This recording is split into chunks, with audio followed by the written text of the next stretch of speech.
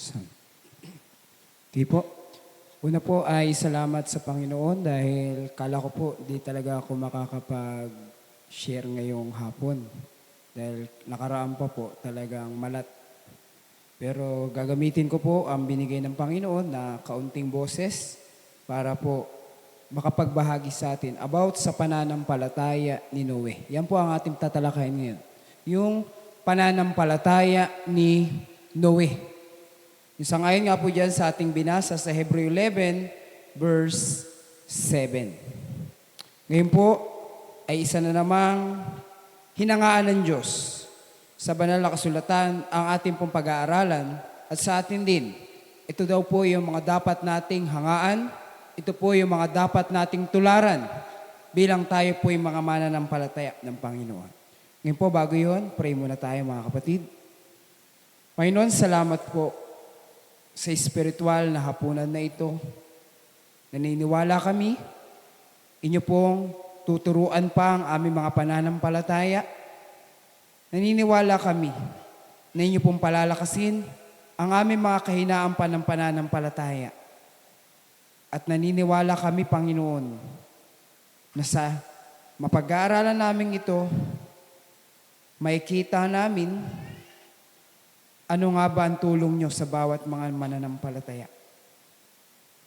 Kaya nawa po, mula sa akin, sa aming lahat, nawa kaming lahat ay makinabang sa araling ito.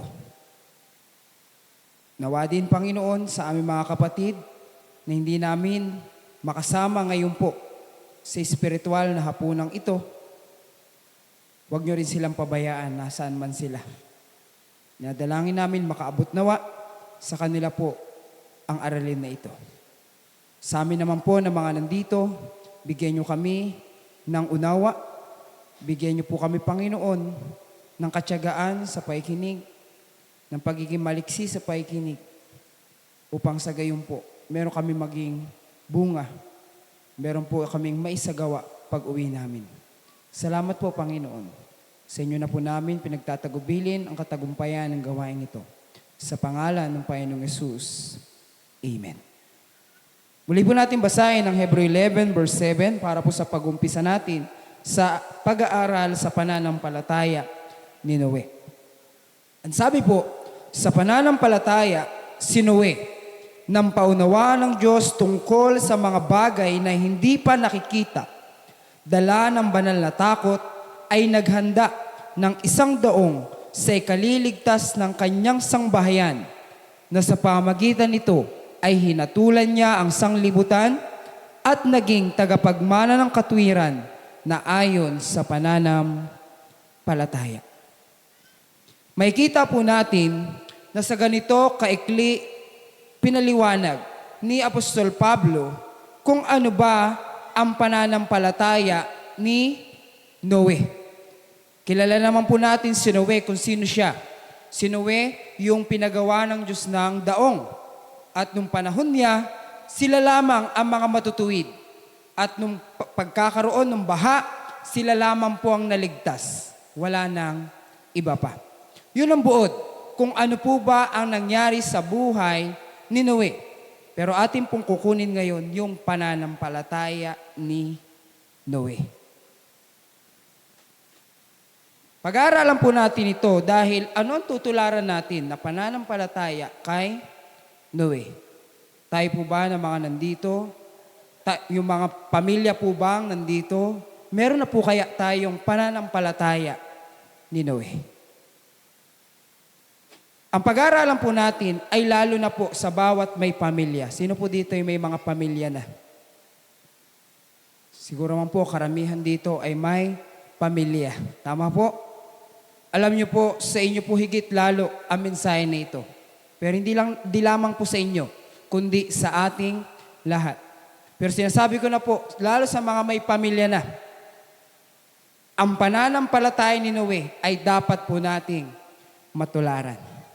Isa-isayin po natin. Ano-ano mga puntos na sinabi ni Apostol Pablo sa Hebreo 11 verse 7. Number 1, nang paunawaan ng Diyos tungkol sa mga bagay na hindi pa nakikita. Ano daw pong sabi? Nang paunawaan ng Diyos tungkol sa mga bagay na hindi pa nakikita. Ang unang tanong natin, ano po kaya yun? Yung tinutukoy dyan na bagay na hindi pa nakikita. Okay, tanong tayo. Unahin natin yung bata. Tanong tayo kay... Andiyan si Kuya Jacob eh. Pakibigyan nga ng mic si Kuya Jacob.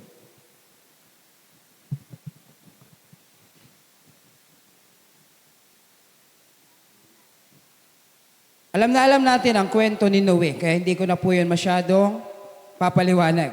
Ngayon, tingnan na lang po natin kung kaya nating unawain ano ang pananampalataya ni Noe. Sangayon po dyan sa Hebrew 11 verse 7. Ano dyan yung tinutukoy na mga bagay na hindi pa nakikita ni Noe? Ano po yun? Kung alam mo yung kwento ni Noe, alam mo yung kwento ni Noe? Napanood mo na. Napanood mo na yung kwento ni Noe? Ilang beses na? Marami na siguro. Okay, tingnan natin kung kaya mo siyang intindihin. Sang-ayon dyan, ano yung pananampalataya ni Noe? Ano yung hindi niya pa nakikita? Ano yung bagay na yun?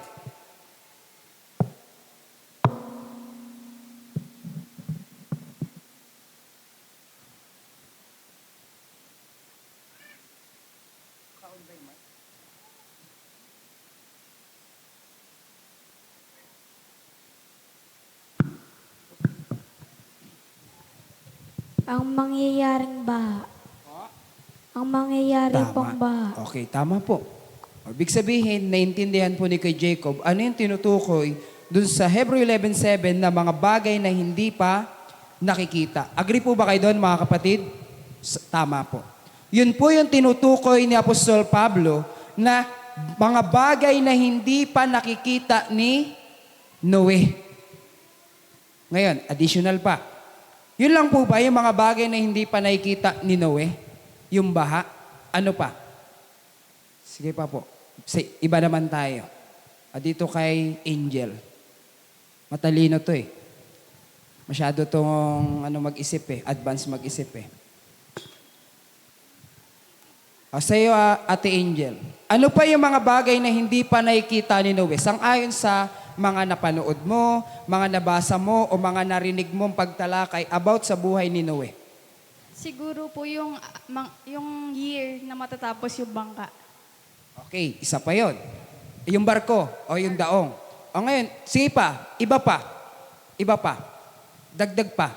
Ano pa iba pang mga naaalala mo na mga bagay na hindi pa nakikita nila Noe at ng pamilya niya, pero yun ay pinanampalatayanan nila.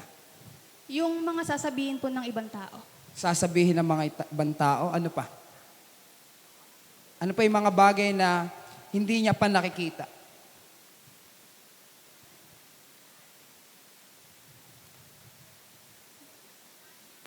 Okay. Doon na lang sa mga naibigay mo. Bali, ang mga sinabi mo, may points ka doon eh. Una yung daong. Hindi pa talaga nila nakikita yung itsura ng daong. Tama po? Ni wala ngang yung talagang plano na binigay na papel na ito yung itsura. Sinabi lang. Di ba? Kaya walang itsura kung ano yung daong. Basta sinabi ganito, 3 palapag, may bintana, may pintuan. Di ba? Tama yun. Yun yung hindi pa nakikita. Ngayon, ano pa yung sinabi mong isa? Yung sa mga tao po. Yung mga sasabihin ng Yung mga ibang tao. sasabihin ng mga tao. Hindi pa nila nakikita doon yung ano yung magiging effect.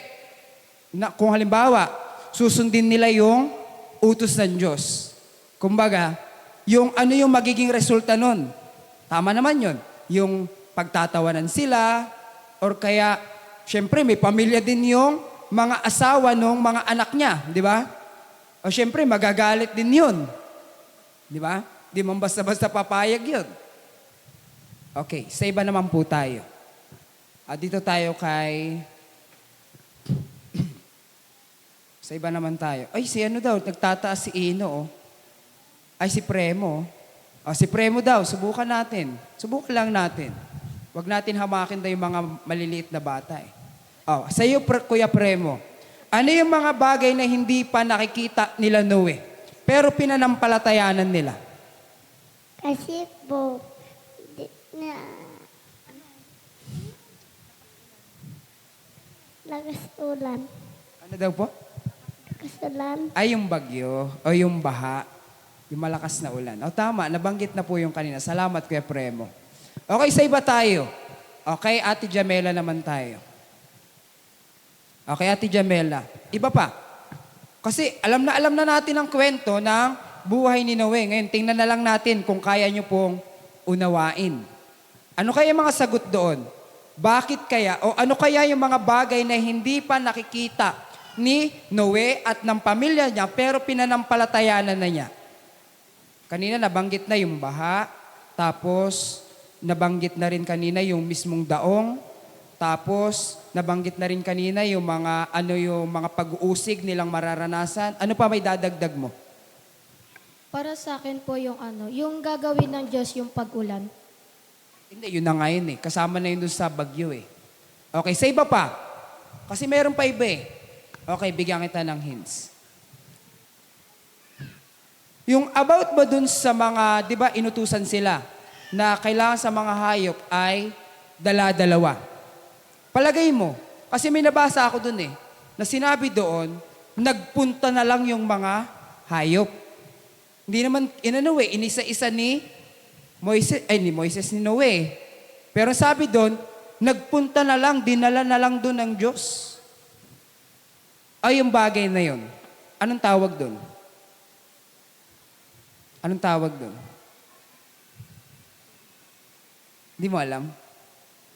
Sige, isipin mo. Ano yung mga naiintindihan mo sa bagay na yun? Na yun yung pinanampalatayanan ni Noe.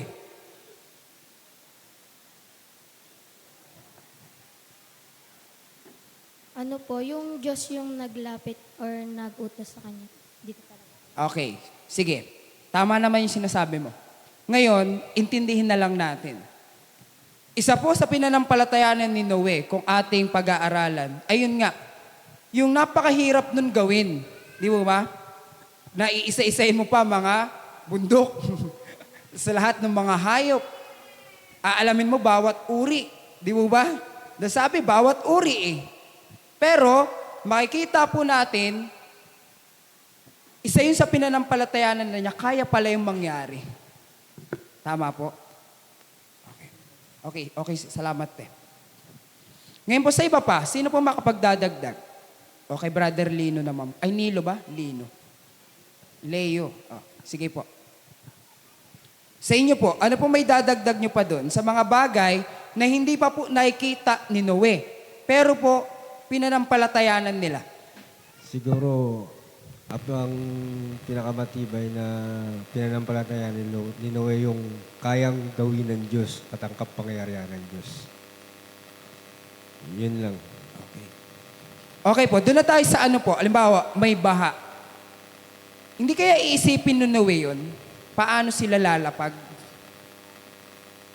Ang nakapaloob naman dun, di ba? Kung paano, hindi na iniisip ni Noe kung paano sila lalapag. Kundi ang tinitignan niya lang kung matutuyo na yun after 40 days na ba? Di ba? Day and night na grabe yung ulan. Di ba? Pagkatapos nun, sinara na ng Diyos yung mga... Apo. Ako kunin po natin points. Di mo ba? Para bang isang pala isipan yung paano ngayon. Halimbawa, lumutang na sila sa tubig. Paano na ngayon yun magiging safe sa paglapag? Di mo ba? Dahil syempre, ang kailangan, umunti yung tubig. Ngayon, wala naman tukod yun para, di mo ba, paglapag sa lupa, safe yung paglapag. Di mo ba? Pero yung po ba, pinanampalatayanan din ni Noe yun? Oo naman. Dahil nga nakikita niya kung ano ang kayang gawin ng Diyos. Totoo po. Ang lahat ay walang imposible sa Kanya. Okay? Basta maniwala ka na siya ay siya. Kaya, Ate Puibot, ano ang pinanampalatayan ni Noe na mga bagay na hindi pa nila nakikita? Number 1, tama po yun. Yung baha. Isa yun sa hindi talaga pa nila nakikita. Yung napakalaking baha na halos aapawan ang lahat ng mga bundok sa buong mundo.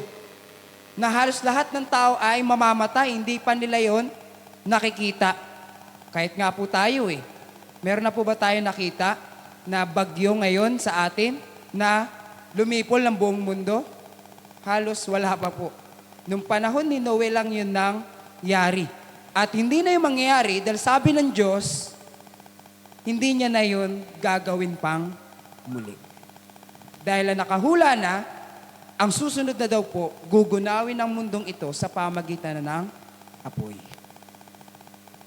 Kaya nung tawag sa pananampalataya po na yon. Ano pong tawag? Sa ganong pananampalataya ni Noe, na bagamat hindi pa nila nakikita ay pinanampalatayanan nila. Ano pong tawag doon? Ang tawag po doon ay yung sinabi ng 1 Thessalonians 5 verse 20.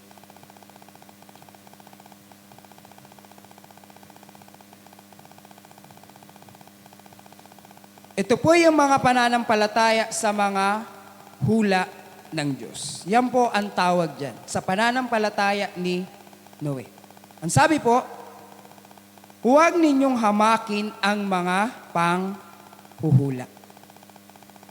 Isa po sa kabilin-bilinan pala sa atin ng Panginoon, bilang tayo po ay mga nag-aaral na ng salita ng Diyos, ay ito po, huwag hahamakin ang mga panghuhula. Ano po ba yung salitang panghuhula?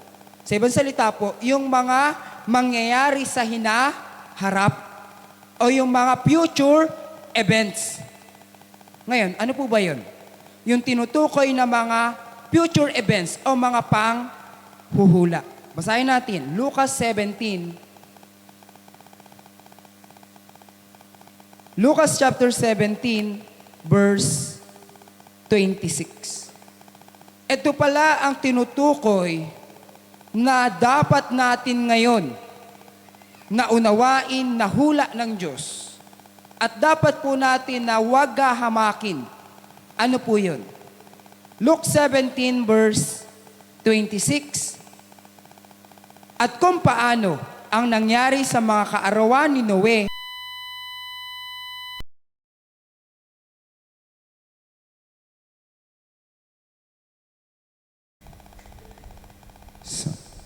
okay, ulitin po natin. At kung paano nangyari sa mga kaarawan ni Noe, ay gayon din naman ang mangyayari sa mga kaarawan ng anak ng tao. Sa maikling salita po, ang pangyayari pala nung pagkakaroon ng baha kay Noe, ay katumbas pala yon ng hula ng pagbabalik ng Panginoong Jesus. Ulit po. Yung pangyayari pala kay Noe, yung baha ni Noe, yun pala ay hula na gayon din ang mangyayari sa pagbabalik ng ating Panginoong Hesus.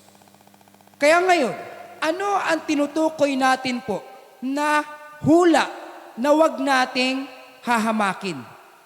Na yun daw po ang dapat nating unawain. Na yun dapat daw po ang dapat nating paghandaan. Ano yun? Sa maikling salita, ang pagbabalik ng Panginoong Hesus. Ngunit, sinabi din ng Matthew chapter 24, bago ang pagbabalik ng Panginoon, mangyayari ang malaking kapighatian. O yung tinatawag po na the Great Tribulation. Na hindi pa daw yun nangyayari kailanman. At kung mangyari daw yun, ano pong sabi? Kahit mga hinirang ay baka mailigaw pa. Ano ibig sabihin po? Matindi ang ating haharapin sa hinaharap. Itong ating nararanasan ngayon, hindi pa ito ang matinding mga pangyayari. May mas matindi pa pong mangyayari sa hinaharap. At sinasabi na po ito sa atin ng Diyos ngayon bilang ano po? Bilang ano po? Sabi, huwag nating hahamakin. Kaya paano po yun? Parang ganito po. Bagamat hindi pa po yun nangyayari. Bagamat hindi pa po yun nagaganap. Dapat po ba natin yung pagtawanan? Bagamat hindi pa po ba nangyayari ang malaking kapigatian at ang muling pagbabalik ng Panginoon, dapat po ba natin yung huwag paniwalaan? Di po ba ngayon naririnig natin yan? Tinatalakay po yan sa atin. Natalakay na yan sa atin. Pero po sa atin, anong mensahe? Yun po, huwag natin yung hahamakin. Paano yung paghamak? Ganito po ang paghamak. 2 Peter chapter 3, verse 3.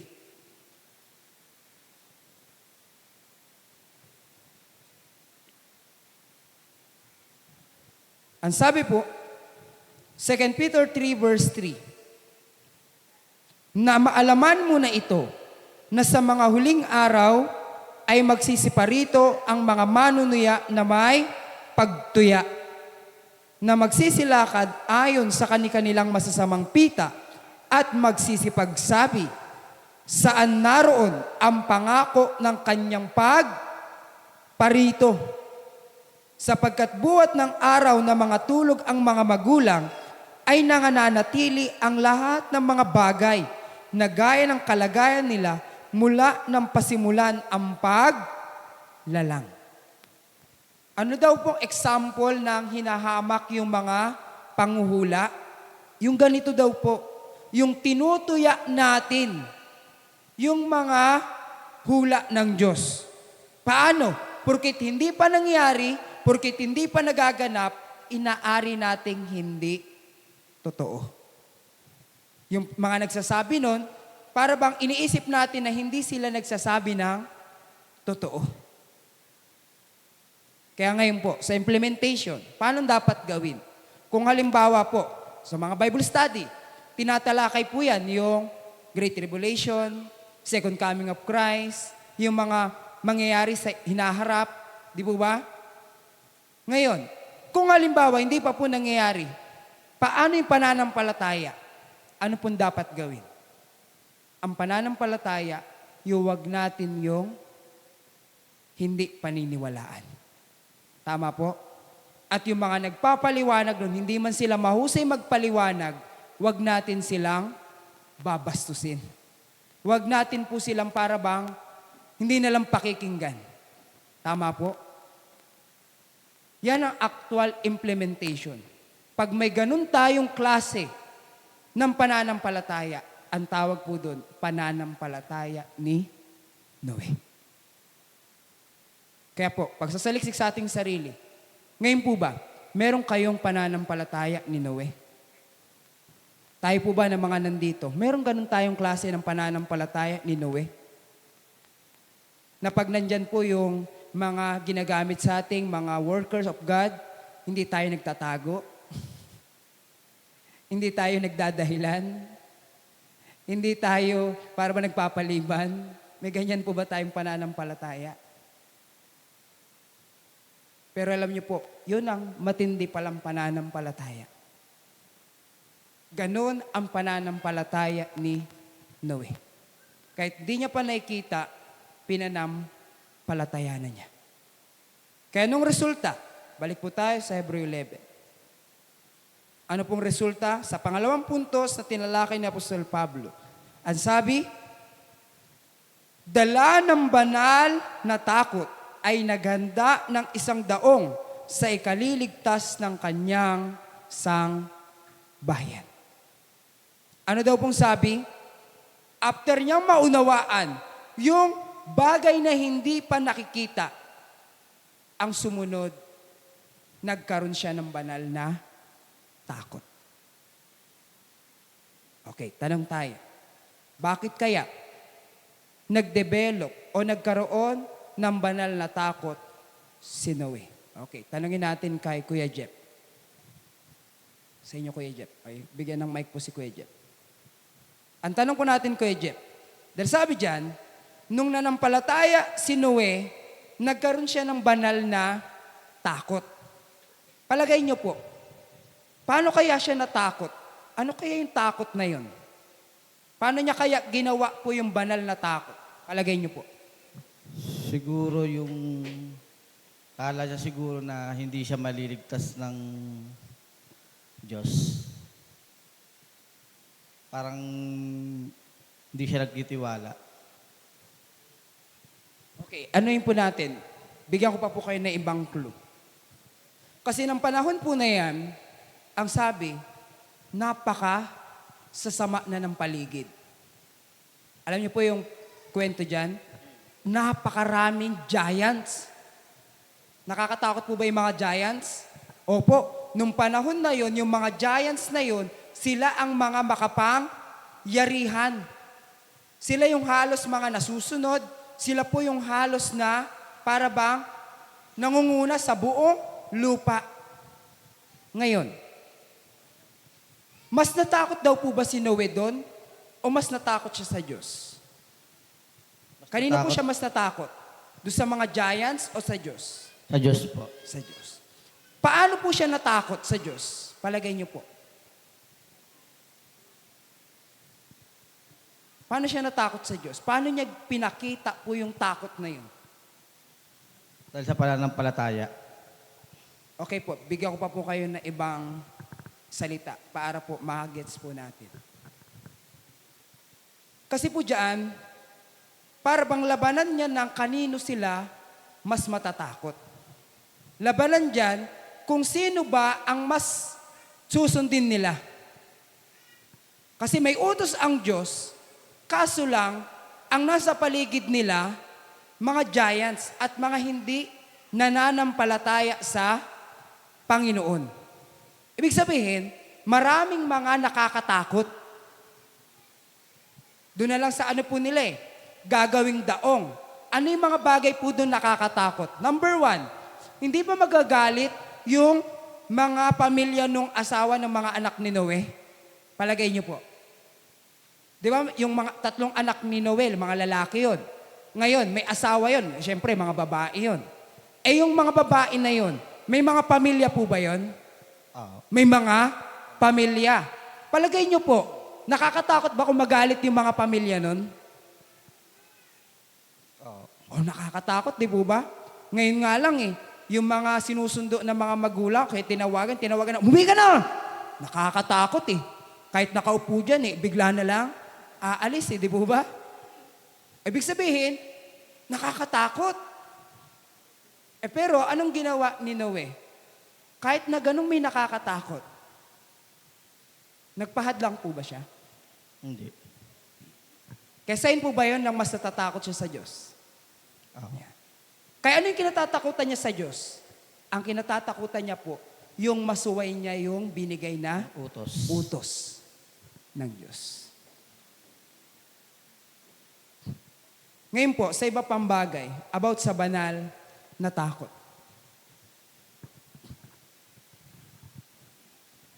Yung pang-araw-araw po nilang pangangailangan, isa po ba yan sa kinatatakot natin? Pang-araw-araw na pangangailangan.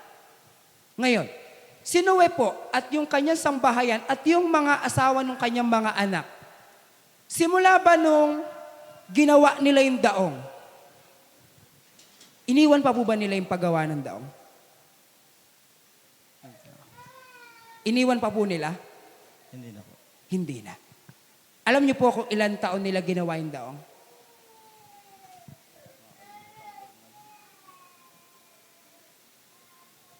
Okay, tulong tayo. Tayo lang muna kayo, kuya. Tulong tayo sa iba. O, sino po nakakaalam? Ilang taon ginawa ang daong? Ilang taon po? May sinasagot si kay Jeff Anong sagot mo kay Jeff? Kahit sang-ayon sa mga narinig mo, ano yung mga narinig mo, kuya? 5? 5 taon? Hindi po sino pa po? Sa mga ano dyan, mga matatalino po sa Bible. Sige, natin. Tanongin natin to. Matalino to Si Cyrus. Palagay mo, ilang taon ginawa yung daong? 3? Si Gabi. Alam daw ni Ate Gabi. Sa'yo, Ate Gabi, ilang taon? Kahit po walang yun yung tansya talaga. 100 taon. Ngayon po, okay, balik tayo kay Kuya Jeff.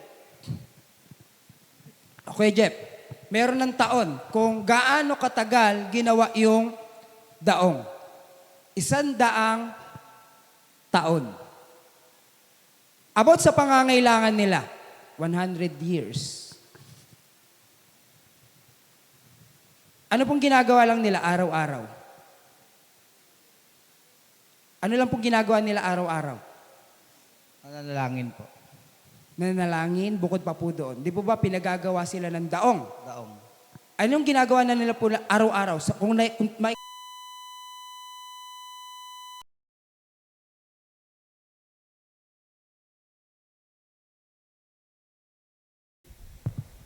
Okay po. Kung nakikita natin sila ngayon, anong ginagawa nila araw-araw?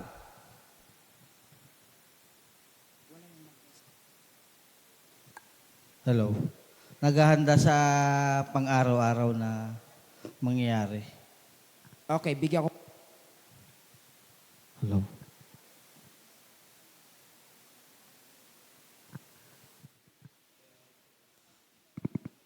Okay po. Yung paggawa po ba nila ng daong, saan gawa? Sa kahoy. Kahoy. Kaya, anong una nilang gagawin? Palagay niyo po. Magtroso. Ayan, magpuputol ng puno. Magpuputol sila ng kahoy. Ang tanong po, nung panahon na yon, meron na po bang mga modernong kagamitan? Like chainsaw, like ng mga, ano pa ba? Mga modernong kagamitan. O sabihin natin, yung mga lagari, or kaya, ano pa ba mga modernong ano po ngayon? Ayun, sa pagputol, kalimitan talaga chainsaw, di po ba? Kung sa moderno. O sa paggawa, palagay niyo po, ano yung mga modernong kagamitan sa paggawa? Like ng barena, drill.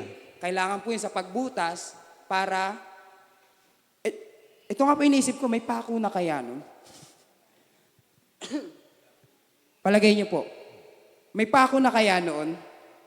Paano kaya nila pinagdudugtong-dugtong yung bawat mga kahoy?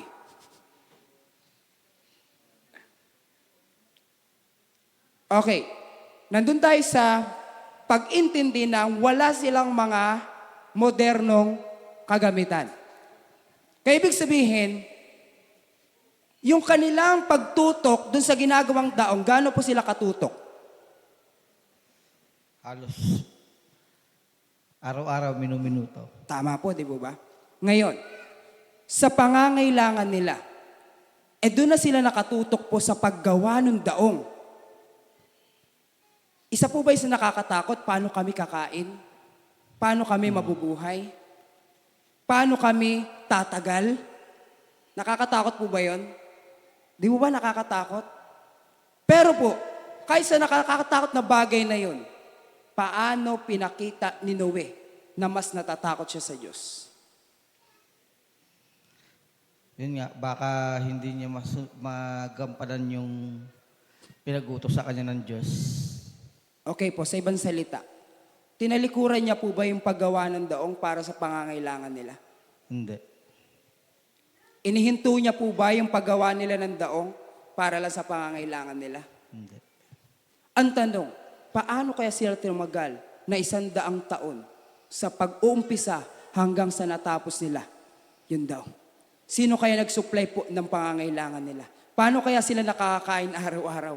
Paano kaya sila nagkaroon ng lakas sa paggawa at pagbuo po nung daw? Sino po? Ang Diyos. Kaya ano po ibig sabihin? Ano yung pinupuntos natin doon? Ang may pananampalataya pala sa Diyos, magkakaroon din tayo ng banal na takot. At yun pala ang application ng banal na takot. Okay, buod natin. Ang may banal na takot po sa Diyos, number 1, makita natin kay Noe, hindi nila tinanggihan yung utos sa kanila. Kumbaga hindi nila sinabi na, ibigay mo na lang yung Lord dyan sa iba. Di ba? Para bang hindi, kasi kung tayo yun, sasabihin natin, eh Lord, sa kanila na lang. Di ba?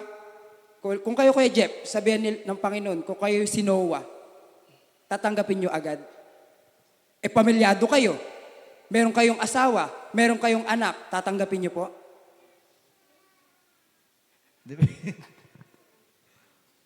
O kaya nga po eh. Kaya nakikita nyo na po ano yung nararamdaman ni Noe. Si Noe po ba kagaya lang din natin? Opo, kagaya natin. Bakit siya hinangaan ng Diyos sa pananampalataya niya? Dahil kahit ganun po, hindi niya inisip yung pamilya niya, yung sarili niya. Mas inisip niya paano magagawa yung iniuutos ng Diyos. Kaya na isang pananampalataya ni Noe at ganun niya pinakita yung banal na takot. Tinanggap niya kung ano yung utos. At pangalawa, sangayon sa kwento, lahat ng instruction, lahat po yun tinandaan niya. Alam niyo po kung bakit niya yun nagawa? Dahil po yun sa banal na takot. Alam niyo po ba't nasabi kong ganun? Kasi kami nung bata kami, pag inutusan kaming bumili, dahil sa dala ng banal na takot namin sa magulang namin, alam niyo po, yung utos, madali naming matandaan. Hindi siya malimutan. Totoo po ba yun? Naranasan niyo po ba yun? Naranasan niyo po yun? Nasa takot niyo sa magulang niyo, yung utos hindi niyo malimutan? Di po ba?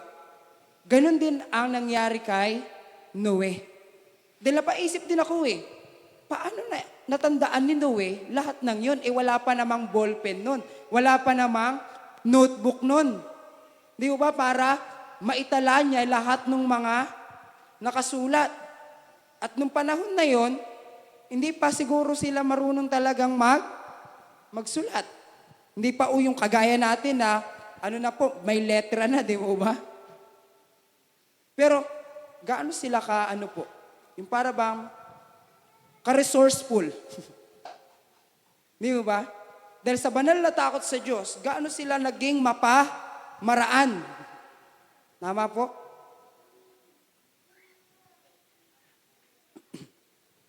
At ang matindi pa po dyan, na banal na takot ni Noe, ayun po, 100 years. Gaano yun katagal? Gaano yun katagal? Palagay niyo po, Kuya Jeff, habang ba sila gumagawa ng daong, pahaya-hayahay lang sila, yung parang sitting pretty lang? Hindi. Ang pagpukbok ba nila sa kahoy, parang nakaganyan lang? Hindi. Nakaganon lang po ba? Palagay niyo po. Paano kaya nila nilalapat maigi yung mga kahoy? Siyempre, mabigat din yun. Binubuhat din yun. Di po ba? Ibig sabihin, kinuha natin doon yung hirap. Pero yung sa hirap na yun, paano nanaig yung banal na takot sa Diyos? Hindi nila sinukuan. Tama po.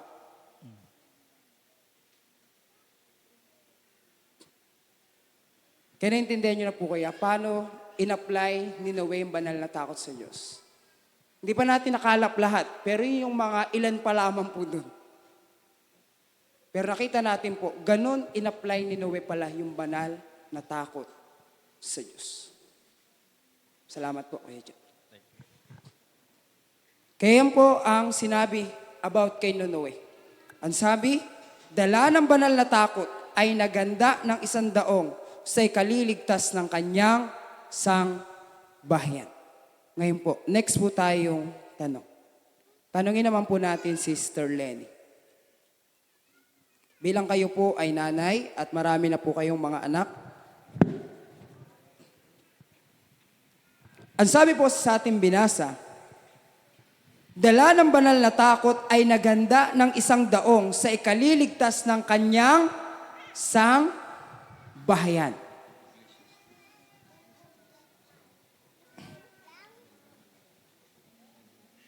Ang tanong po, bakit nga ba pamilya lamang ni Noe ang naligtas?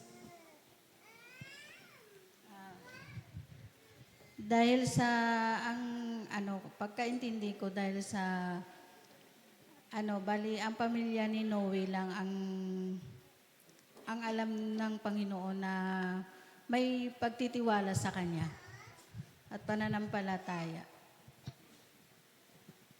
Okay po. Dagdagan pa po natin. Maraming tao na po ng panahon na yan. Opo. Siguro sa paligid din nila, marami na rin pong mga tao. Pero po, si dinami-dami ng mga tao, ilan lang daw po sila? Ilan lang po sila? Ilan lang po sila? Ilan po? 8. Tama po ba yun? 8? Ganun lang sila, kaunti. Ni sa 1/4 ng bilang ng lahat ng mga tao, wala. Tama po? Ngayon, palagay niyo po, naligtas lang po ba sila nang wala silang ginawa? Hindi po. Hindi po sila naligtas nang wala silang ginawa. Kaya sila naligtas, may ginawa sila. Ano po yung ginawa nila? Ang pagtitiwala po sa Panginoon. Ano po? Doon po kay Noe mismo. Ano po yung ginawa nila para mailigtas sila? Okay, bigyan ko po kayo ng unang tanong. Si Noe yung binigyan ng Diyos po ng utos. Siya yung kinausap ng Diyos. Ngayon, paano niya po kaya yun pinaunawa una sa asawa niya? Tama po? And then, paano niya kaya pinaunawa po yun sa anak niya? At paano naman niya ipinaunawa yun sa asawa ng mga anak niya? Kayo po ba, may pagkakatulad po kayo kay Noe? Opo. O meron po, di po ba? Dahil may asawa po kayo.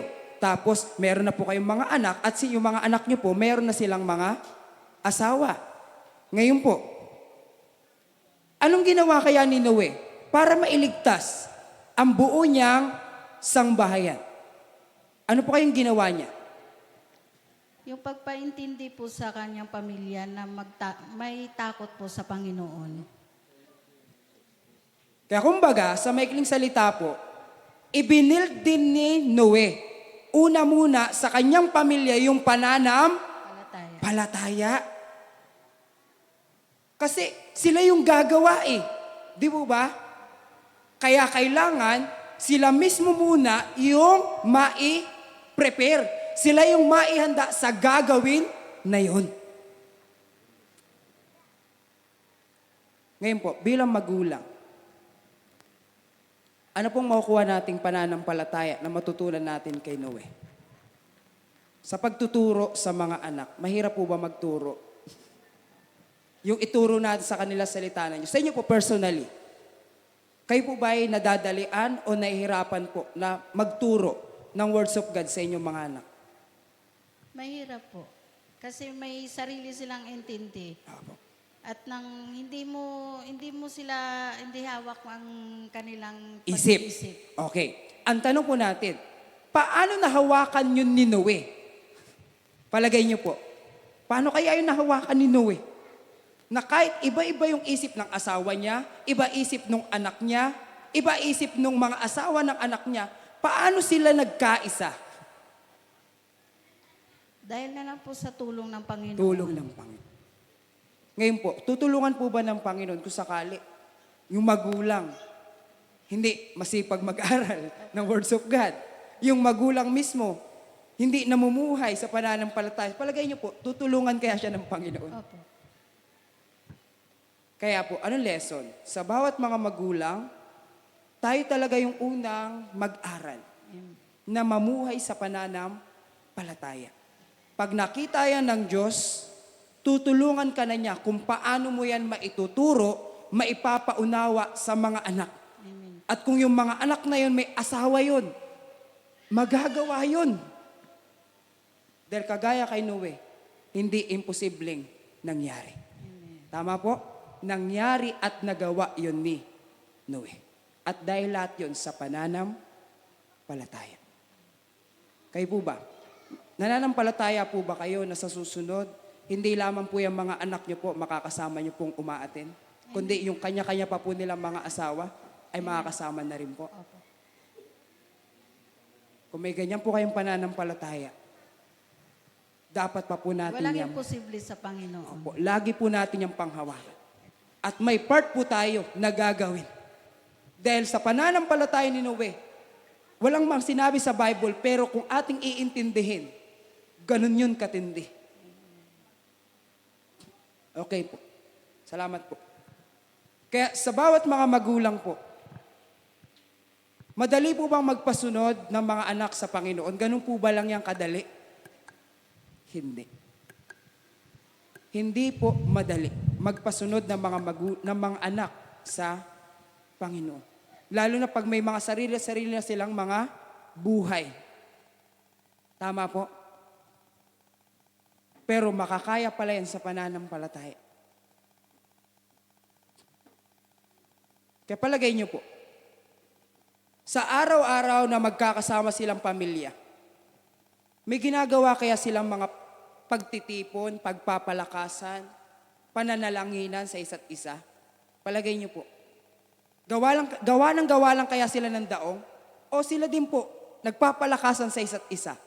Sila din po ay nagdadalanginan sa isa't isa? Sila din po ay nagtutulungan sa isa't isa? Palagay niyo po. Kaya dito po natin makikita, bakit sa atin, sa loob ng tahanan, may Bible study. Di ba? At yung mga prayer meeting natin, nilalagay pa po natin sa bawat mga tahanan. Alam niyo kung bakit? Dahil kagaya ni Noe, napakahirap mabuo yung daong pag hindi magkakaisa ang pamilya. Pag sa loob ng pamilya, si tatay lang yung gustong sumunod sa Panginoon o si nanay lang ang gustong sumunod sa Panginoon, mahirap buong pamilya ay maililigtas.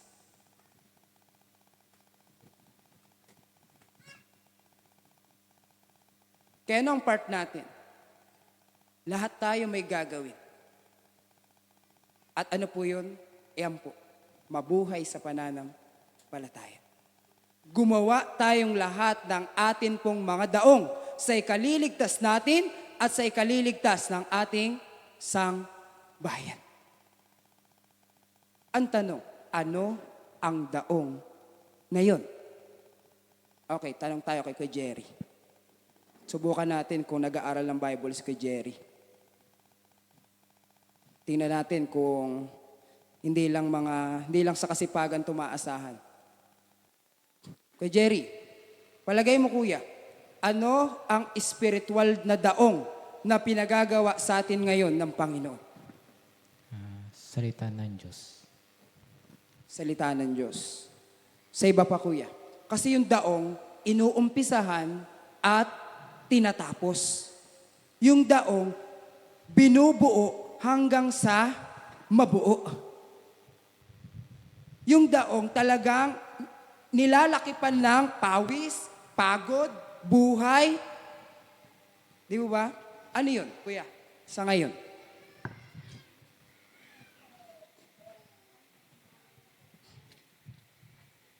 Sige kuya, aral ka. Kailangan, nag-aaral tayo talaga dito ng Words of God. Sige kuya, ano yung spiritual na daong? Na yun yung kailangan nating mabuo. Yun yung kailangan nating gawin. Dahil kung totoo tayo may pananampalataya, iahanda mo yung daong. Ano yung daong na yun? Sanlibutan. Hindi kuya. Kasi yung daong, yan yung makapagliligtas sa atin. Ano yung makapagliligtas na yun? Ano yung daong na yun?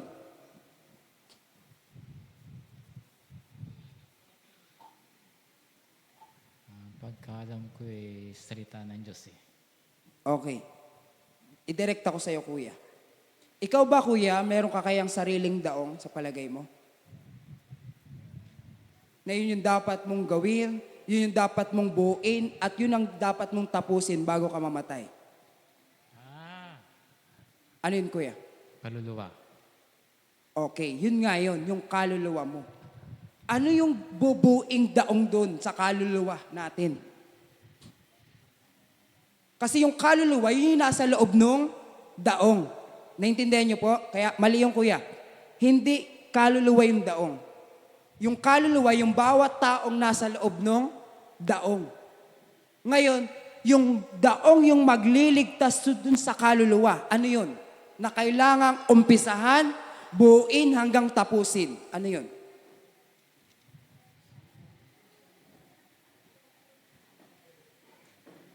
Okay, nahihirapan si Kuya Jerry. Oh, sa malapit, hingi tayong tulong kay Ate Tanya. Sa inyo po, Tanya, sa palagay niyo po, ano kaya yung daong na yun? Na yun yung kailangan nating buuin. Yun yung kailangan nating tapusin na makapagliligtas po ng ating kaluluwa.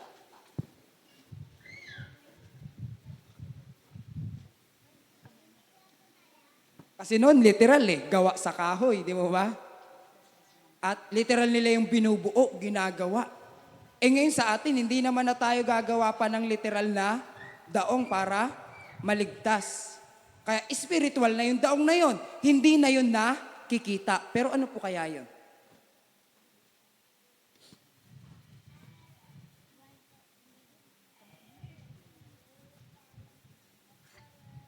Mayroon po ba, Titanya?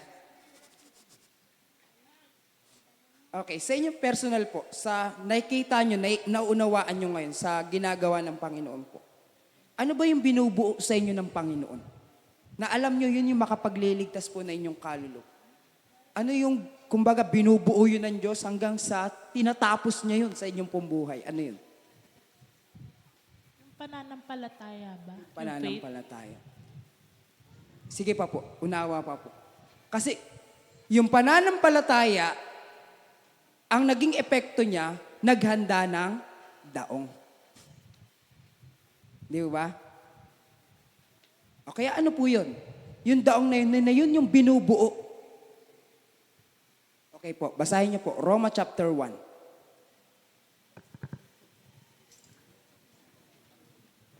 Roma chapter 1, verse 17.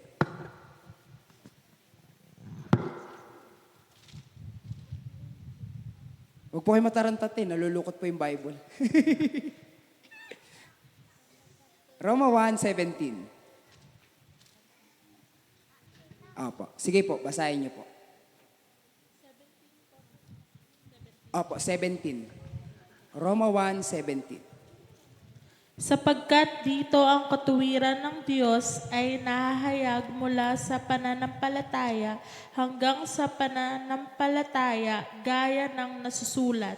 Ngunit ang ganap ay mabubuhay sa pamamagitan ng pananampalataya. Okay. Ano po dyan, yung makikita niyo po na yun pala yung binubuo ng Diyos. Na from faith to faith. Ano po yun?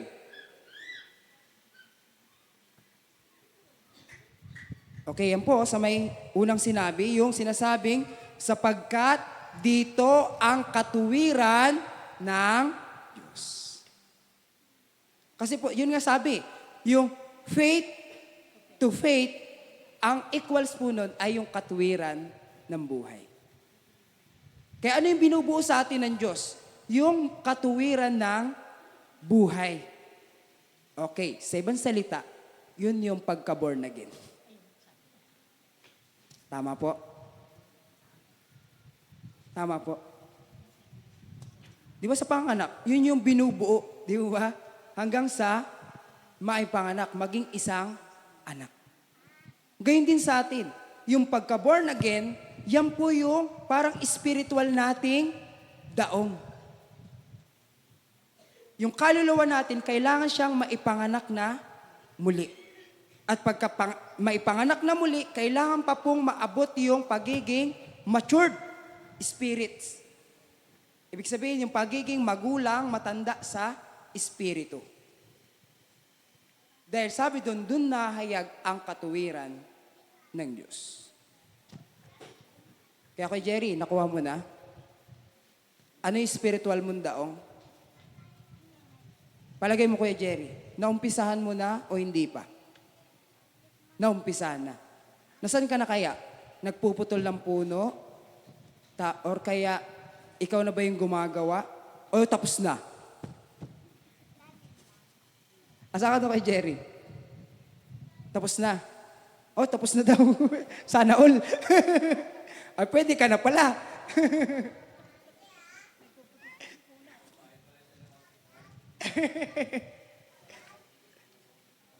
Pero nakapagtataka po yun, tapos na daw siya, hindi niya alam yung spiritual niyang daong. Ngayon po, nasagot sa atin, ano yung daong? Sa atin yan, ang daong natin. Na kailangan pala natin yang gawin. At kailangan natin yung pag-tulong-tulungan. Kaya nga pala sa church, hindi tayo nag-iisa. Dahil bakit po? Lahat tayo may maitutulong para yung spiritual nating daong na yan ay matapos. Kaya balik po tayo sa Hebrew chapter 11.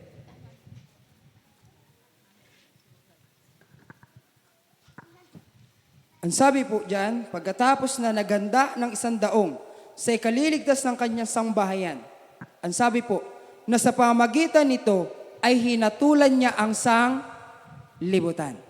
Okay, tanong naman po tayo kay Nanay Beth. Nanay Beth,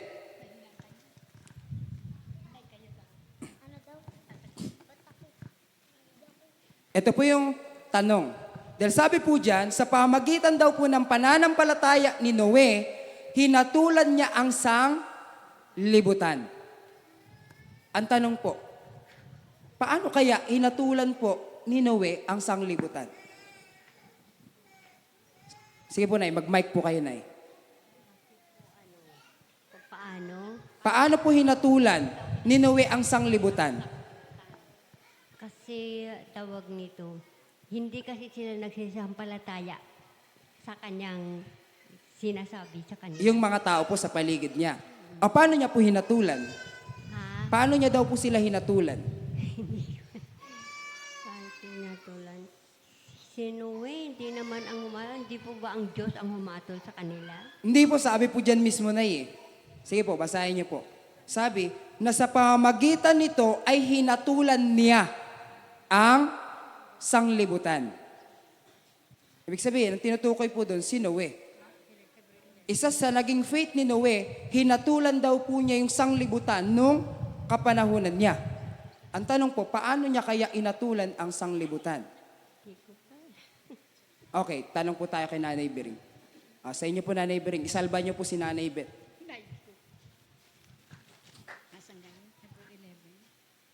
Palagay niyo po, Nay, paano hinatulan ni Noe ang sanglibutan? Sa naintindihan ko lang, hinatulan ni Noe ang sanlibutan. Ayon sa nasusulat na kanyang naintindihan sa pananampalataya niya. Yung lahat ng sinalita kasi ng Panginoon, pinaniwalaan niya, sinampalatayanan niya, na kung hindi talaga yung gaganapin, ay talagang hindi maliligtas. Ay ngayon nakita niya yung tao doon, yung palibot na nangaral siya may binigyan niya ng palugit, may palugit ang Diyos na 7 days na pinangaralan. Hindi sila nakinig, hindi sila tumanggap, hindi sila nanampalataya. Kaya ang hatol talaga, ayon sa nasusulat. Okay. Paiclaim po natin. Kung paano pala hinatulan ni Noe ang sanglibutan ng panahon po na yun, noong sinarhan na niya yung daong. No isinara na niya yung pinto, yun na pala yung paghatol ni Noe sa lahat ng mga tao sa sanglibutan. Paano niya po inatulan? Hindi na niya pinapasok pa. Wala na siyang pinapasok pa. Dasang-ayon nga nagbigay pa ng last chance. Nagbigay pa ang Diyos ng 1 week kung sino pa yung maaaring pumasok. Pero dahil sa wala talagang naniniwala, nung sinabi ng Diyos, pumasok ka na, sinarado na niya. At wala man po nakasulat na may mga kumatok. Pero alam natin, ganun ang aktual na, kumbaga po, may isip natin, na pag nandyan na yung baha, iisipin mo, pumasok dun sa daong. Kaya ano po ang mensahe niyan sa atin? Ang hindi pananampalataya ng mga tao ng panahon ni Noe Yun po ba ay umabot sa paghatol sa kanila? Kaya sa atin din po, kung tayo ay hindi rin mananampalataya sa bawat mga naririnig natin, hindi natin to paniniwalaan or kaya babaliwalain natin, maari po ba yung humantong sa paghatol ng Diyos sa atin? Ngayon po, madali ba ang paghatol po ng Diyos? Madali lang po ba ang paghatol ng Diyos? Ang sagot, hindi. Sa mga hinatulan ng Diyos ng panahon ni Noe, alam natin lahat ng yun ay hindi ligtas. Ang lahat ng yun, hindi mapalad. Kaya sinabi pa ng Luke 17, sila ay nagsisikain, nagsisiinom, sila po'y nagsisipag-asawa, sila ay nagtatayo ng bahay, ginagawa nila lahat ng kanilang mga gusto. Kahit ginawa pa nila yun, nakamtan man nila yun, hindi sila naging mapalad.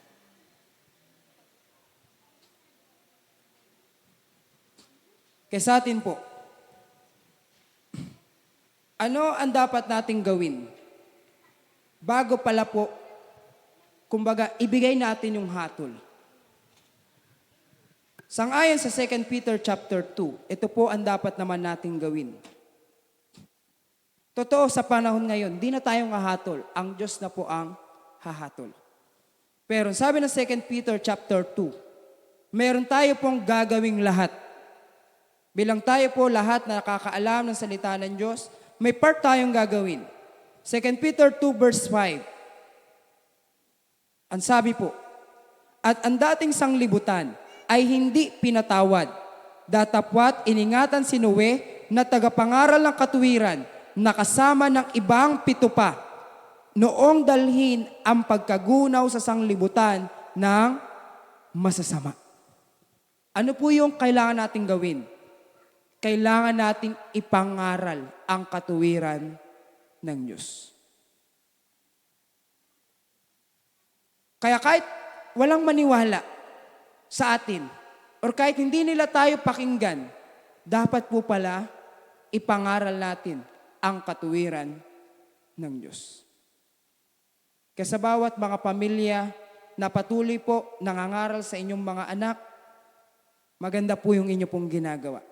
Or kaya meron kayong mga makausap, binabahagi nyo po yung mga naririnig nyo pong salita ng Diyos, maganda po yan.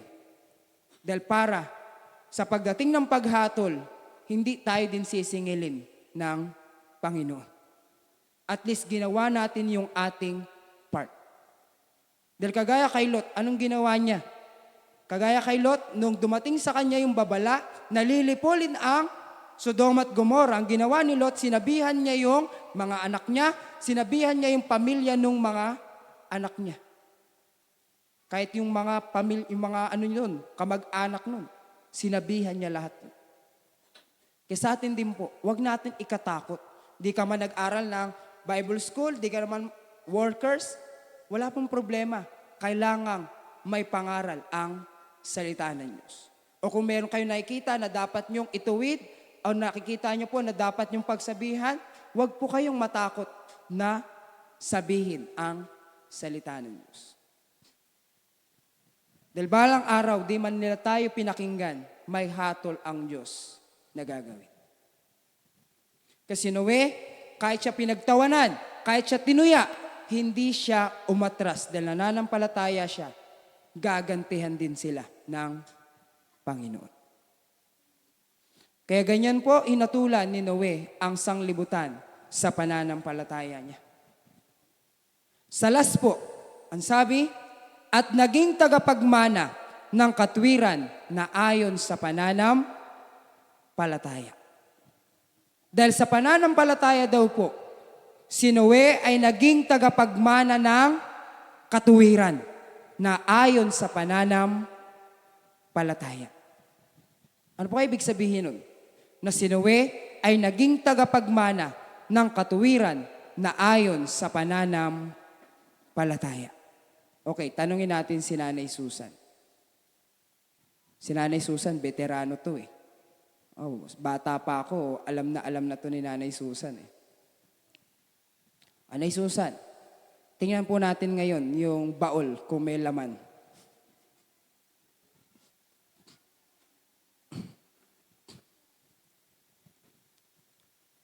Nay, sabi po kasi dyan, naging tagapagmana siya ng katuwiran na ayon sa pananampalataya. Ngayon po, ang tanong, paano ba naging tagapagmana ng katuwiran na ayon sa pananampalataya si Noe? Sa naunawaan ko po, dahil dun sa kanyang pagsunod, pagtupad sa mga utos ng Diyos at pananatili niya sa mga aral at buhay ng Panginoon, yun ang kanyang na nagpapatuloy siya at nanatiling hindi umaalis at hindi tumatalikod at tumihinto doon sa mga bagay na yun. Ngayon, sa atin naman, kung tayo ay patuloy na nanatili, sumusunod, tumutupad sa aral at buhay ng Panginoon, Okay, doon Nay. natin makakamtan ang tunay na born again hanggang sa tayo ay sa pananampalataya, hanggang sa pananampalataya. Okay po. Doon tayo Bali po, nanatili. intindi muna natin yung word na yun na tagapagmana. Naintindihan niyo po yung word na tagapagmana? Nag-umpisa yung salita pong mana. Ibig sabihin, meron siyang tatanggapin Ano mana? na mana. Ngayon, si Noe daw po ay naging tagapagmana. Ibig sabihin, magmula doon sa kanyang ninuno, merong sumalin sa kanya. Mana. Ang tanong po, ano daw yung sumalin na yun? Sa Ano yung naging mana niya sa kanyang mga magulang, sa kanya pong mga ninuno? Ano po yung mana na yun? Ang naano ko doon ng mana, naging mana, manang kaluluwa at manang spiritual natin. Yung mga kaluluwa, mga anak-anak, halimbawa, yung mga tumanggap sa Panginoon na naging kamukha rin niya, nag-aral, na naglumago, na nadala niya sa Panginoon na mga kaluluwa, na iyon ay naging mana rin niya. At saka Bali yung po, ang kanyang sagot niyo po, ang naging mana niya, yung mga anak niya. Yung kaluluwa nga man. Yung mga kaluluwa nung asawa niya at kaluluwa nung mga Anak. anak niya. Pero alam niyo po ba, sa istorya, hindi naman sa tatlong anak niya na yun, naging mapalad po yun. Mga apo-apo, sa mga apo-apo, sa kasamahan Hindi po, ito po na yung pinupuntos natin. Kasi di ba may tatlo siyang anak? Si Sem, si Cham, at si Japet. Pero sa tatlong anak niya po na yan, Hindi siya nag-ano. ang halos lahi dyan na nagtuloy-tuloy nung katuwiran ng pananampalataya ay nandun sa panganay, kay Sem. Tama po? Tama po? Kay Sem. At mula kay Sem, doon na nagtuloy-tuloy yung mga sumunod na lahi ng mga Ng mana. matutuwid. Ngayon, di ba sinabi niyo po, tagapagmana o naging tagapagmana siya sa pamagitan ng mga kaluluwa nung kanyang pamilya. Pero po, paano po yung kwento na yon? Doon sa panganay niya, hindi po ba Ayun yung po. mga anak niya? Mayroong mga nagsunod sa kanya, mayroong tumanggap na para maging lingkod din ng Diyos na nadala niya sa iglesia. Maliban doon sa nagkasala na anak niyang dalawa. Okay po. Tapos kaluluwa. Ngayon ng po, bata. sa atin yun ngayon, Nay. Kung sa atin na siya i-apply. Dahil kagaya niyo po, ilan po yung anak niyo, Nay? Walo. Ilan po yung nasa Panginoon? Ay, wala. Kaunti lang. Hindi pa nga tayo sigurado dahil kalooban lang naman ng Diyos ang talagang ano basta tayo. Doon na lang po tayo sa kumbaga ano pa lang natin, tansya natin. Yung pagkamatay nyo, magpapatuloy sa Panginoon. Ilan po sila?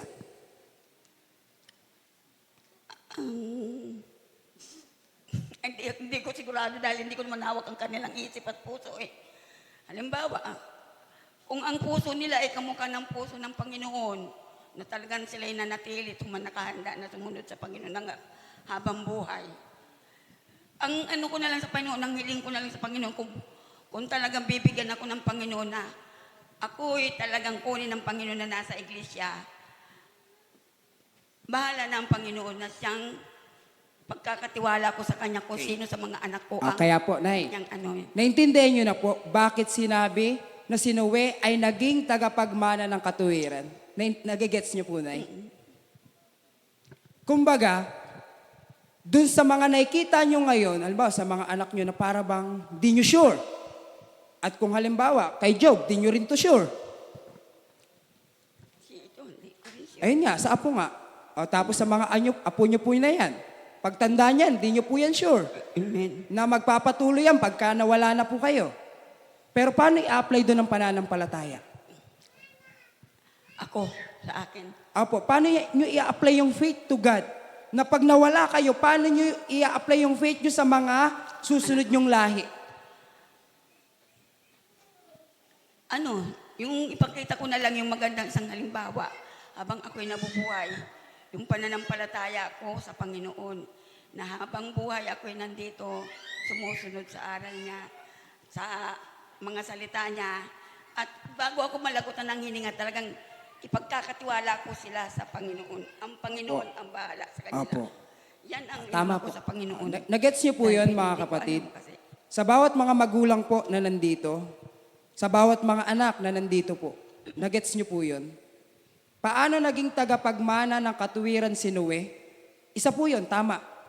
Naging mana niya yung kaluluwa ng mga anak niya. Pero ayon nga sa kwento, sa isa lang dun, naging tagapagmana siya ng katuwiran. Sino yon? Kay Sem. Yung dalawa niyang anak, hindi na po yung naging matuwid na lahi. Siguro sila, yung anak ni Noe matutuwid, pero yung mga sumunod na lahi, hindi. Ngayon, anong pananampalataya? Yung panampalatayanan na totoo bagamat hindi lahat yan maliligtas, meron at meron pa rin diyang Tutuloy-tuloy. Amen. Kayo po, nananampalataya kayo, Nay, na kahit mamatay kayo, meron po magpapatuloy sa lahi niyo. Amen. Nakipan niyo lang po ng pananampalataya. Na mga lalaki at babae. Kaya gayon din po sa bawat mga magulang po na nandito. Tiwala. Totoo po yan, sinabi ni Sister Lenny kanina, hindi nyo hawak ang isip ng inyo pong mga anak. Dahil baka ngayon, gusto natin Diana ay magpatuloy sa Panginoon. Pero baka sa susunod, pag naghirap na, ala na, di na natin makita. Pero manampalataya po palang magulang na yung salita ng Diyos na kanilang narinig, gagamitin sa kanila yun ng Panginoon. Purihin ang Panginoon. Salamat. Kaya faith po ba yun?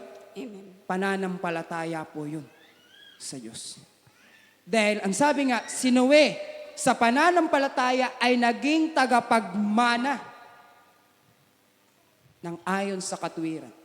Tagapagmana ng katuwiran ayon sa pananampalataya. Kaya Nay, umasa lang po patuloy na sa susunod niya pa pong lahi, meron at meron po ang Panginoon na isisibol. Hindi man sa lahat, pero meron po dyan. Meron dyan. Pero tandaan niyo po, kagaya po na sinasabi ko po sa inyo, Nay, meron kayong gagawin para po mangyari yun sa inyo pong pamilya. Habang kayo po'y buhay pa, Nay, yung dinagdag po ng Diyos na buhay, gawin ang dapat pong pinagagawa ng Panginoon. Yun po ang daong nyo, Nay. Amen. Purihin ang Panginoon. Na mga sa Panginoon ko pinagkakatiwala Sige po. pati buhay. Okay, next po tayo. Dahil sa iba po dyan, naging tagapagmana ng katwiran ayon sa pananampalataya. Isa pong lesson makukuha natin dyan. Bilang tayo po ngayon nabubuhay, kasama niyo po ang inyong mga anak, ano po ang gusto nyong maging ipapamana sa kanila? Sang-ayon po dyan. Ano ang dapat nating ipamana sa kanila? Dahil si Noe, ang ipinamana sa kanya ay katuwiran sa pamamagitan ng pananampalataya. Kaya naman siya, ipinamana rin niya sa kanyang mga anak ay ano po? Yung katuwiran sa pamamagitan ng pananampalataya. Ang tanong, bakit napakahalaga pong maipamana ang pananampalataya? Bakit napakahalaga pong ipamana ang pananampalataya?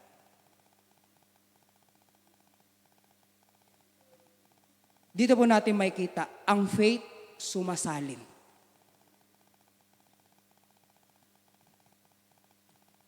Kalimbawa po, kila Brother Leo po, tapos kila Sister Lenny. Yung faith, magmumula sa inyo muna po, isasalin nyo na ngayon sa inyong anak. And then sila naman, alam sa Tijana, isasalin niya yung pananampalataya sa anak niya. O gayon din sa iba niya pong mga kapatid. Yung faith na yun, isasalin niyo kung sa inyo muna at sa inyong asawa. At saka sa anak. Ibig sabihin, hindi dapat napuputol ang pamumuhay sa pananampalataya. Dapat po yang ituloy-tuloy. Kaya ano ba ibig sabihin? Ito ang daong natin sa ikaliligtas ng bawat isa natin at sa ikaliligtas ng ating pong mga sambahayan. Hindi talaga natin daong ang unahin ang ating pong mga pangangailangan kung tutuusin. Tama po? Hindi natin talaga daong ang gawin natin ang anumang bagay sa sanlibutan kung tutuusin.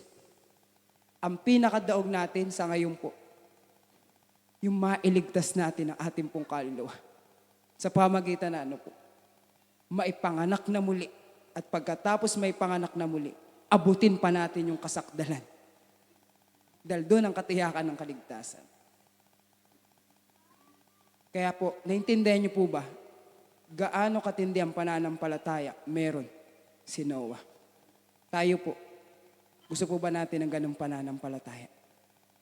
Sa bawat gusto po ng ganung pananampalataya, tayo pong lahat tumayo, dumalangin tayo sa Panginoon.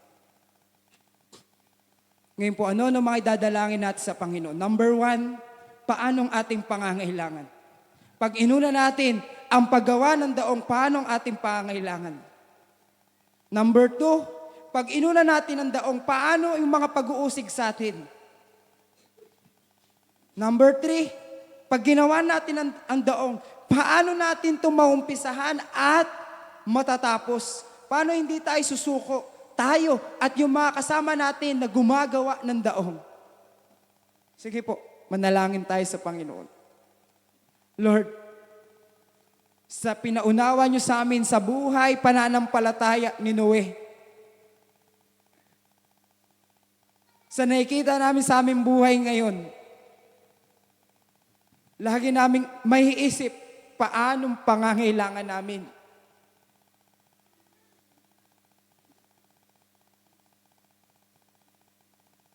Hindi lang namin, kundi gayon din ang aming sangbahayan. Buti kung isang araw lang gagawin ang daong. Hindi, Panginoon eh. Hanggang matapos ito. Sa amin ngayon, hanggang mamatay na kami. Gagawin at tatapusin namin ang daong na ito. Lord, ang dami kaming kinababalisan. Bukod sa pangangailangan, pagkain, inumin, andyan pa, Panginoon, ang mga babayarin sa buwan-buwan. Andyan, Panginoon, ang mga gastusin pa.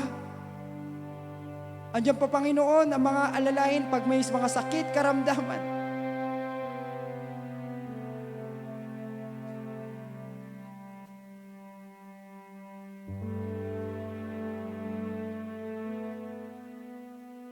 Lord, bukod pa doon, ngayon pa nga lang, ang dami na kaming mga naririnig na mga pag-uusig sa amin. Tinutuya kami, pinagtatawanan kami, kung ano-ano na mga salitang sinasabi sa amin.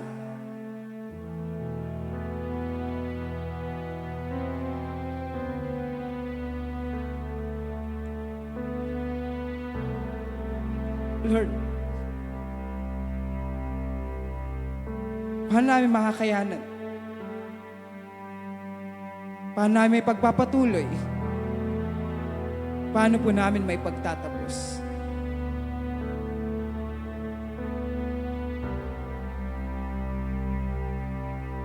Lord, isa pang inaalala namin. Ngayon, nasisimulan namin. Pero makakaya-kaya namin hanggang matapos. Hindi lang namin, Panginoon, pati pa ng mga anak na mga nandito. Makaya din kaya nilang matapos?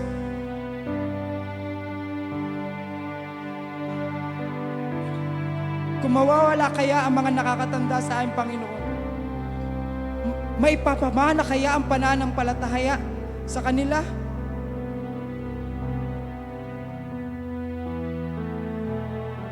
Hindi kaya kami matatangay din, Panginoon, ng agos, napakalakis napakalaki na agos ng sanlibutan na ito.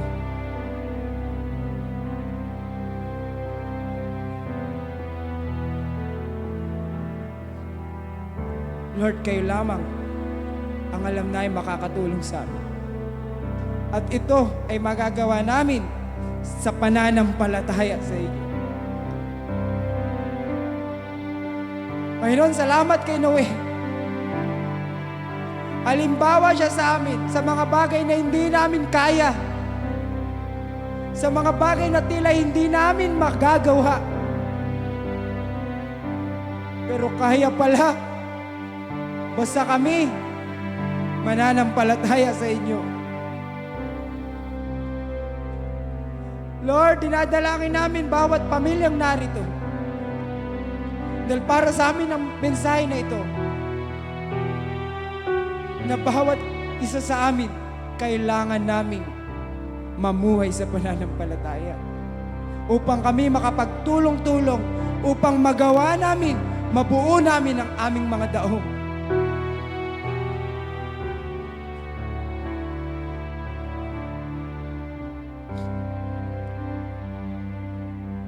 Ngayon po, ano po ang pinapasya natin? Kagaya po ba tayo ni Noe? Nauumpisahan na natin gawin ang ating daong.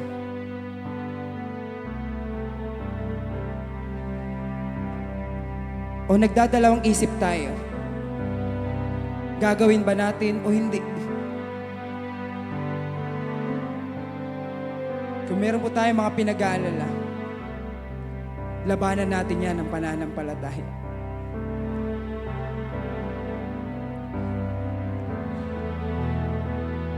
Ngayon po, meron mo ba sa atin na para bang hindi nyo alam, di natin sigurado kung kaya natin itong matagalan, labanan po natin yan ng pananampalataya.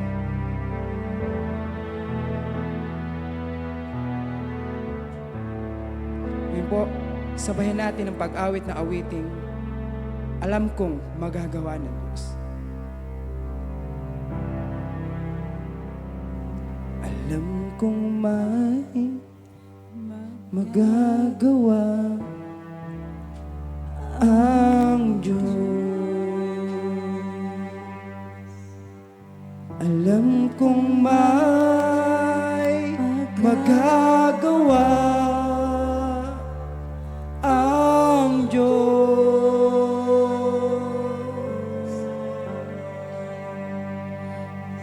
Kung ako'y magtatapat sa Kanya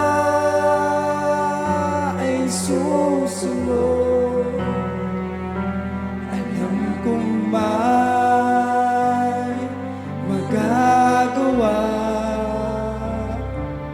ang Diyos. Minsan pa po. Alam kong may magagawa ang Diyos. Alam kong may magagawa ang Diyos.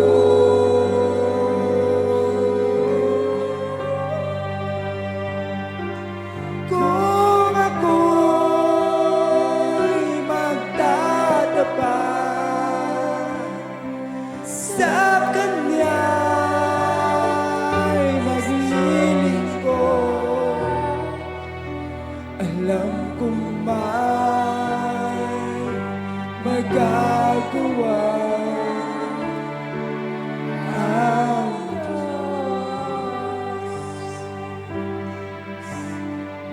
Lord, basbasan niyo po ang bawat mga nagpapasya ngayon. Nauumpisahan na namin ang aming mga daong. Gagawin na namin ito.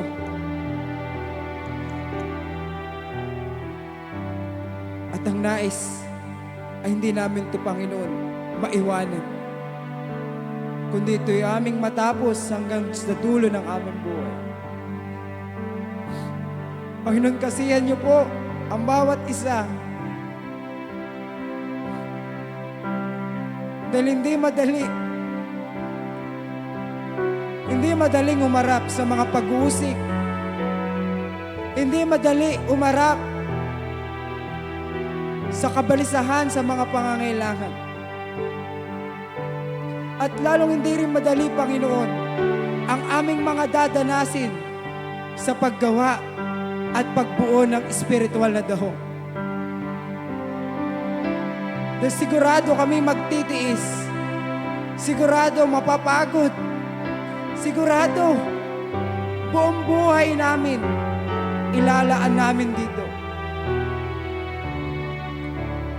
Kaya Lord, kailangan namin tulong niyo. Hindi man namin kayo nakikita, pero naniniwala kami, nananampalataya kami kung paanong si Noe nagawa niya at gayon din ang kanyang pamilya, gayon din kami at ang aming sangbahayan. Sa tulong niyo, magagawa namin ito. Panginoon, dalangin na lang namin sa mga nagdududa pa, hindi pa makapagpasya ngayon, Panginoon. Panginoon, patuloy niyo silang paunawaan pa upang makita nila ang mga bagay na hindi pa nila nakikita.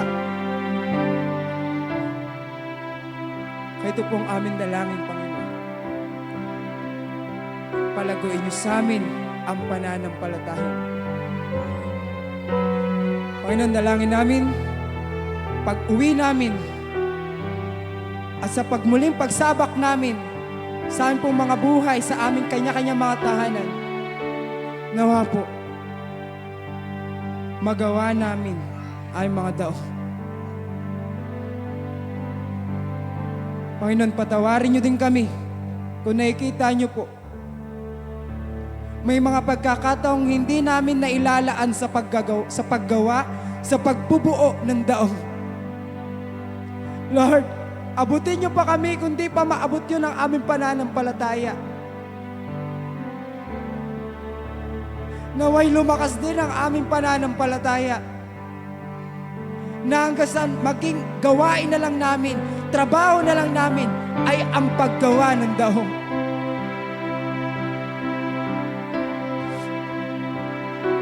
Panginoon, dinadalangin ko po bawat mga ama at bawat mga ina na nandito. Nawa magkaroon sila ng pananampalatayang kagaya ni Noe.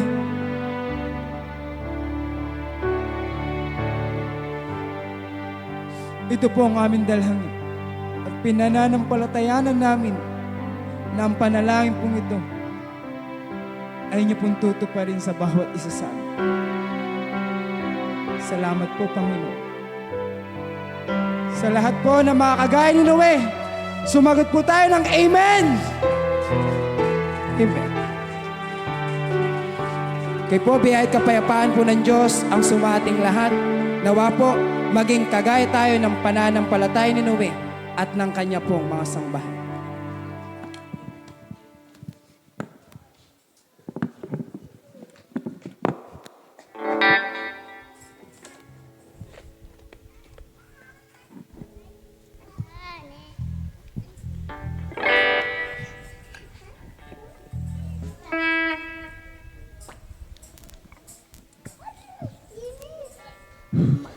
Magkamayan po tayo lahat. Hallelujah!